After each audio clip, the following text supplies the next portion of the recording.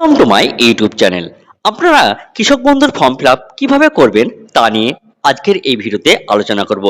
এছাড়া এই কৃষক বন্ধুর এই যে কেবি আইডি, এই কেবি আইডি এটা কিভাবে পাবেন, কোথায় পাবেন তা নিয়েও বিস্তারিত আলোচনা করব।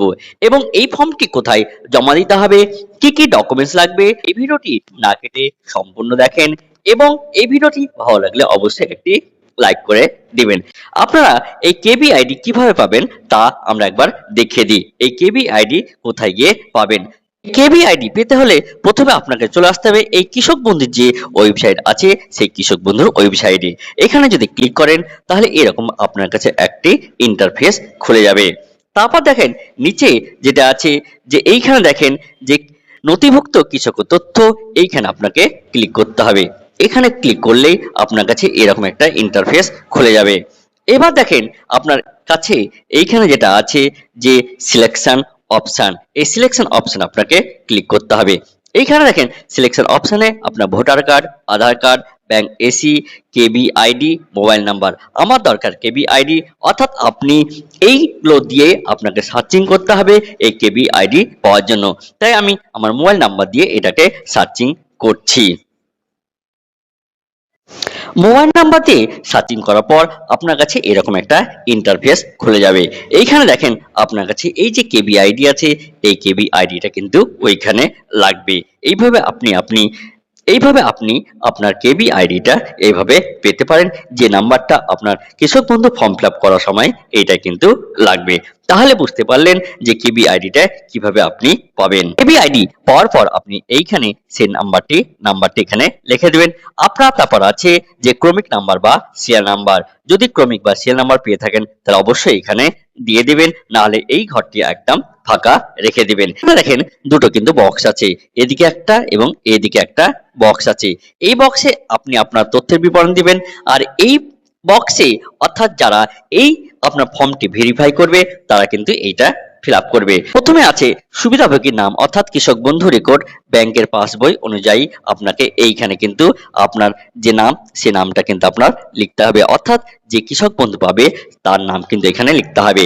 এর মধ্যে বলে রাখি আপনাকে এই যে ফর্ম ফিল আপ সবগুলোই ইংরেজি হাতের এবং ক্যাপিটাল হাতে লেখার চেষ্টা করবেন। দেখেন যেটা আছে পিতা অথবা স্বামী অথবা স্ত্রী বা অভিভাবকের নাম, অর্থাৎ আপনার বাবার নাম অথবা আপনার স্বামী বা স্ত্রীর নাম এই ঘরটাতে কিন্তু আপনাকে লিখতে হবে। তারপর আপনাকে এইখানে অ্যাড্রেস, তারপর এখানে আপনার জেলা, তারপর এখানে ব্লক, তারপর এখানে পঞ্চায়েত, তারপর এখানে আপনার মৌজা, তারপর এইখানে দেখেন যে তারপরে আছে দেখেন এই যে ব্যাংকের যে ডিটেলস, এই ব্যাংকের ডিটেলস গুলো কিন্তু এরপর দিতে হবে। অর্থাৎ এই ঘরে দেখেন ব্যাংক ডিটেলস, অর্থাৎ ব্যাংক ও শাখার নাম এই ঘরে দিবেন। তারপর আইএফসি কোড, তারপর ব্যাংক অ্যাকাউন্ট নাম্বার, তারপর আপনার যে আধার নাম্বারের সাথে যে মোবাইল নাম্বার সংযুক্ত আছে সেটা নেবেন। তারপর এখানে আধার নাম্বার, তারপর এখানে ভোটার, তারপর এখানে দেখেন যে এসি নাম্বার, অর্থাৎ অ্যাসেম্বলি যে নাম্বারটা আছে সে নাম্বারটা এখানে আপনি কিন্তু অবশ্যই দিবেন। এই দেখেন এসি নাম্বার বা পার্ট নাম্বার আপনি আপনার ভোটার কার্ড বা আপনার ভোট দেওয়ার সময় যেটা চিরকুট দিয়েছিল সেইখানে কিন্তু আপনি এসি নাম্বার, পার্ট নাম্বার এবং এই সিরিয়াল নাম্বারগুলো কিন্তু পেয়ে যাবেন। সেইখান থেকে আপনি এই যে এসি নাম্বার, পার্ট নাম্বার এবং সিরিয়াল নাম্বারগুলো দিতে পারবেন। তারপর দেখেন যেটা যেটা আছে সেটা হলো যে এসআইআর, অর্থাৎ আপনি যদি আপনার নাম যদি এসআইআর থেকে থাকে তাহলে এখানে শুধু আপনি দিবেন ইয়েস বা নো, এখান থেকে দিতে হবে। অর্থাৎ ইয়েস অথবা নো কিন্তু এখানে আপনাকে লিখতে হবে, ইয়েস অথবা নো লিখতে হবে। তারপর দেখেন আপনার যদি ট্রাইব্যুনালে যদি নাম থেকে থাকে তাহলে অবশ্যই এইখানে ইয়েস অথবা নোতে কিন্তু আপনাকে এই ফর্ম ফিল আপ করতে হবে। তারপর আপনি দেখেন ৯ নম্বর ফর্ম ফিল আপ যেটা আছে, যে এইখানে দেখেন ৯ নাম্বার যে পিএম কিষাণ, অর্থাৎ আপনি যদি পিএম কিষাণ পেয়ে থাকেন তাহলে ইয়েস, আর যদি না পেয়ে থাকেন তাহলে কিন্তু অবশ্যই নো দিতে হবে। এর মধ্যে আপনাদের বলে রাখি আগে থেকে যারা পিএম কিষাণ পেয়ে থাকেন তাদের ক্ষেত্রে কিন্তু এই ফর্ম ফিল আপ করার কোনো প্রয়োজন নাই।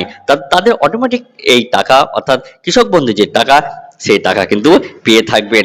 আর যাদের পিএম কিষাণ করা নাই বা যারা পিএম কিষাণের সুবিধা পান না তাদের কিন্তু অবশ্যই এই ফর্ম ফিল আপ কিন্তু করতে হবে। তারপর দেখেন ১০ নম্বর পয়েন্ট আছে যে আপনি কোন পেশার সাথে যুক্ত, কৃষক, কেন্দ্রীয় সরকার, রাজ্য সরকার, সেটা এখানে কিন্তু আপনাকে বিস্তারিত লিখতে হবে। এরপর দেখেন যেটা আছে আপনার চাষযোগ্য যে জমির সেই চাষযোগ্য জমির বিবরণ এখানে আপনাকে দিতে হবে। অর্থাৎ এখানে জিএল নাম্বার, আপনি দেখবেন যে খতিয়ান, সেই খতিয়ান থেকে আপনি এই জিএল নাম্বার কিন্তু পেয়ে যাবেন। তারপর এখানে খতিয়ান নাম্বার, তারপর এখানে দাগ নাম্বার, তারপর চাষযোগ্য জমির যে পরিমাণ, তারপর আরও এর যে কপি, সেই কপিটা কিন্তু এইখানে অবশ্যই আপনাকে দিতে হবে। তারপর দেখেন যে 11 নাম্বার, সেই 11 নাম্বার আপনার জমিটি ক্রয় না উত্তরাধিকার সূত্রে পাওয়া, সেটা কিন্তু অবশ্যই এখানে আপনাকে দিতে হবে। তারপর আয় কার্ড প্রদানকারী, অর্থাৎ আপনি কর দেন কিনা, ট্যাক্স দেন কিনা, এইখানে ইয়েস অথবা নো এ কিন্তু অ্যান্সার দিতে হবে। অর্থাৎ এখানে ইয়েস অথবা আপনাকে নোতে অ্যান্সার দিতে হবে। যদি আপনি ট্যাক্স দেন তাহলে ইয়েস, আর যদি না দিয়ে থাকেন তাহলে কিন্তু নো অবশ্যই দিবেন। সেকেন্ড যে পেজ, সেই সেকেন্ড পেজে আমরা কি কি দিব, এখানে দেখেন যেটা দেওয়া আছে যে স্বামী বা স্ত্রীর বিবরণ, অর্থাৎ আপনি যদি ছেলে হয়ে থাকেন তাহলে স্ত্রীর পরিচয় দিবেন, এবং আপনি যদি মেয়ে হয়ে থাকেন তাহলে আপনি অবশ্যই আপনার স্বামীর কিন্তু এখানে পরিচয় দিবেন। অর্থাৎ এখানে স্বামী অথবা স্ত্রীর নাম কিন্তু আপনাকে এইখানে দিতে হবে। তারপর দেখেন এখানে যে ব্যাংকের ডিটেলস, তারপর কিন্তু ব্যাংকের ডিটেলস দিতে হবে। ফিল আপ করছেন, যদি স্বামীর ফিল আপ করেন তাহলে কিন্তু এখানে স্বামীর ব্যাংকের ডিটেলস বা আধার যাবতীয় কিছু দিবেন। আর যদি আপনি যদি স্ত্রী হয়ে থাকেন তাহলে আপনার স্বামী, অথবা স্বামী থাকলে স্ত্রী, স্ত্রী থাকলে স্বামীর যে বিবরণ, এই বিবরণটা আপনাকে দিতে হবে।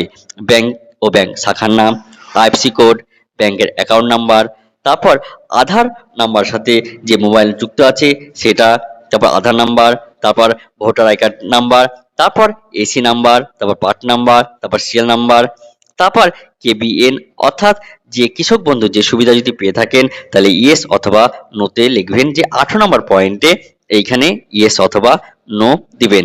তারপর যদি এসআইআর থাকে তাহলে এসআইআর যদি ইয়েস হয় তাহলে ইয়েস, আর যদি এসআইআর যদি নাম না থাকে তাহলে নো দিবেন।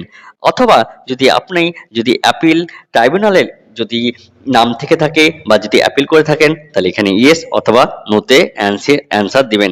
এইভাবে আপনি 18 এবং 19 নম্বরের যে ফর্ম ফিল আপ সেগুলো করে থাকবেন।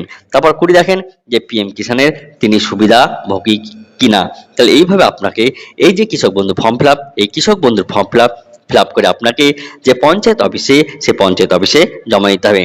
তারপর দেখেন আপনার যদি ফর্ম ফিল আপ হয়ে যায়, সুবিধাভোগীর যে স্বাক্ষর বা সিগনেচার অফ বেনিফিশিয়ারি তার কিন্তু এখানে সই দিতে হবে। সই দেওয়ার পরে আপনি এটা যে পঞ্চায়েত অফিসে জমা দেওয়ার পর এইখানে দেখেন যে যে অফিসার থাকবে সেই ফর্মটি আপনার জমা নিয়ে এইখানে কিন্তু আপনাকে তার একটা রিসিপ্ট কপি কিন্তু দিয়ে দিবে। তাহলে এইভাবে আপনি কিন্তু আপনার এই ফর্ম ফিল আপ করতে পারবেন। এবার হলো এই ফর্মের সাথে আপনি কি কি ডকুমেন্টস দিবেন।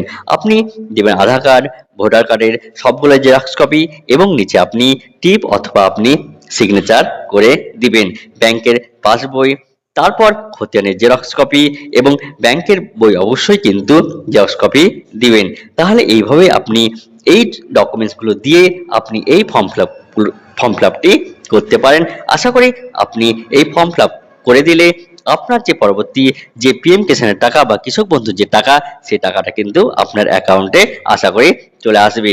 তো আমাদের মুখ্যমন্ত্রী যে মাননীয় যে শুভেন্দু অধিকারী তিনি বলেছেন এই 31শে জুলাইয়ের পর থেকে কিন্তু সবারই ব্যাংকে টাকা ঢুকতে থাকবে। 30শে জুলাইয়ের আগেই আপনাকে এই ফর্মটি আপনাকে পঞ্চায়েত অফিসে অবশ্যই জমা দিতে হবে। তাহলে আজকের ভিডিওটি এই পর্যন্ত, এর পরের ভিডিওতে আবার কোনো তথ্য নিয়ে আসবো। ধন্যবাদ।